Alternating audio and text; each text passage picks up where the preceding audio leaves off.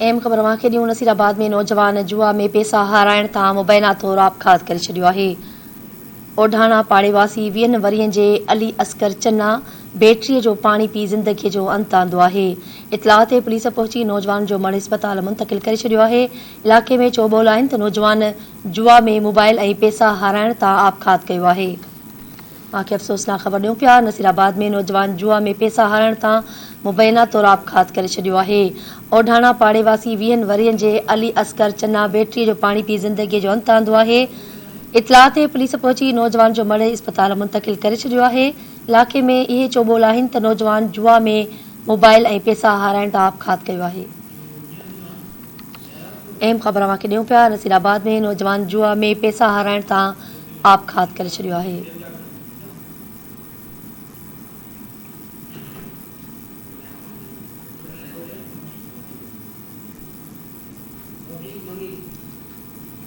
धरती TV news जो reporter Tauseef मंगी लाइन ते मौजूद है। जी तौसीफ़, कहिड़ा तफ़सील आहिनि?